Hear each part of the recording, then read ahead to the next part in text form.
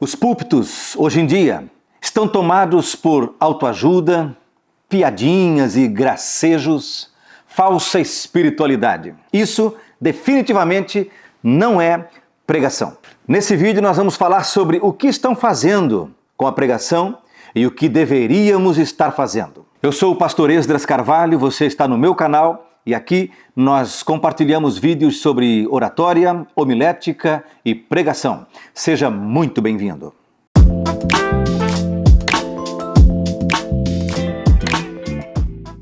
A Bíblia é muito clara sobre o ministério da pregação. Paulo, quando escreveu a sua segunda carta a Timóteo, capítulo 4, ele disse o seguinte nos versículos 1 e 2: Diante de Deus e de Cristo Jesus, que há de julgar vivos e mortos, pela sua manifestação e pelo seu reino, peço a você com insistência. Ele está falando com seu discípulo Timóteo.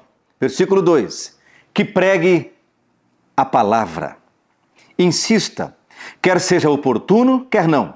Corrija, repreenda, exorte com toda paciência e doutrina. Vamos falar sério. É isso que nós temos encontrado no púlpito hoje? De acordo com o ensino de Paulo, o que deveria haver no conteúdo das pregações, nos púlpitos das nossas igrejas? Eu fiz uma listinha rápida, baseado no próprio versículo que nós lemos. Nossas pregações deveriam estar cheias de correção, repreensão, exortação, paciência, que tem a ver com aquela capacidade de suportar as oposições feitas, muitas vezes, ao conteúdo da pregação.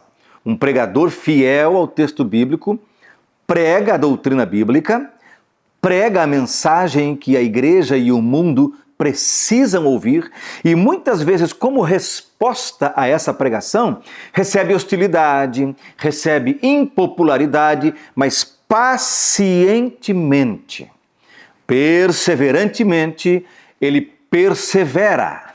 Veja, a redundância é de propósito, ele continua.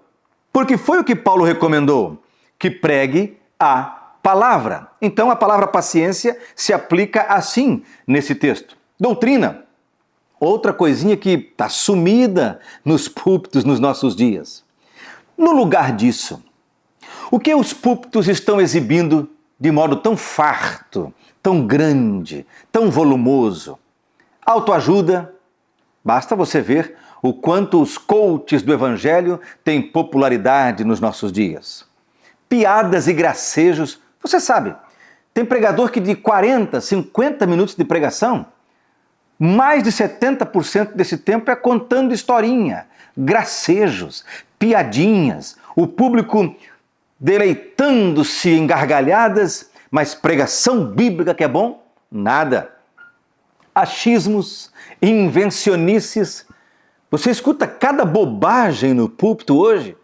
As pessoas simplesmente dizem, os historiadores dizem que, e larga uma bobagem sem tamanho. Os especialistas dizem que, e larga outra besteira sem tamanho. Achismos, invencionices, travestidas de comunicação direta. Sabe o que é isso? É quando a pessoa começa a falar assim, eu estava lendo esse texto, estava dizendo, Espírito Santo, ô papai, o que tu queres falar nesse texto? E ele falou comigo, meu filho, fala para a minha igreja que geralmente esse enunciado todo, preste atenção no que eu falei, eu disse geralmente, tudo bem, há um espaço pequenino para algumas exceções de expressões legítimas, mas a maioria esmagadora desses casos, depois que termina essa ceninha toda, ô papai, o que tu vai me falar? Depois que termina essa ceninha toda, lá vem uma invencionice sem tamanho, sem cabimento, que até provoca ânimos alterados, emoções privilegiadas no auditório, mas não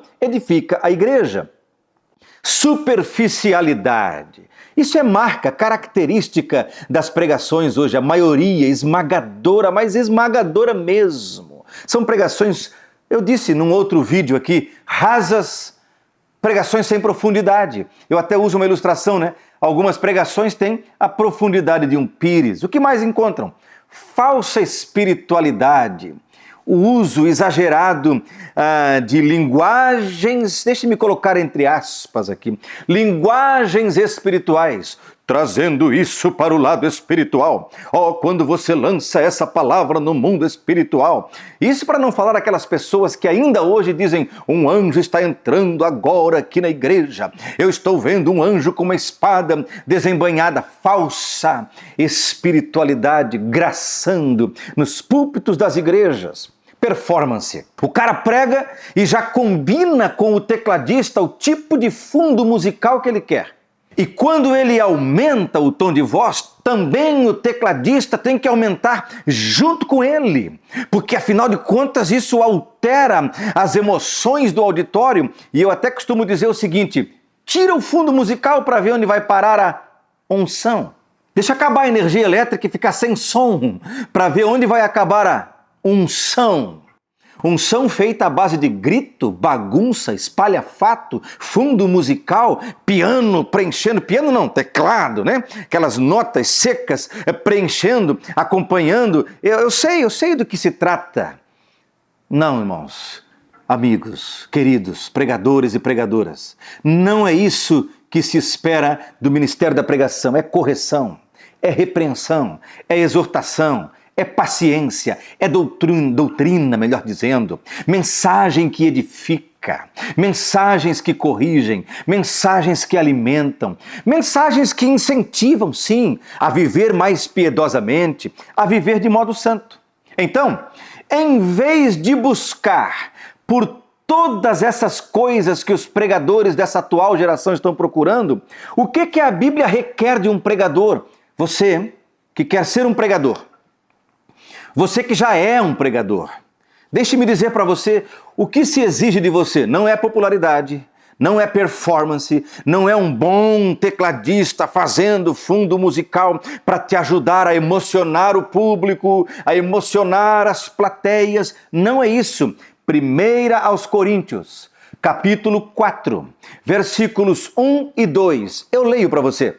Assim, pois, importa que todos nos considerem como ministros de Cristo e encarregados dos mistérios de Deus. Versículo 2. Ora, além disso, como se isso do versículo 1 já fosse algo pequeno. Não é pequeno, é muito.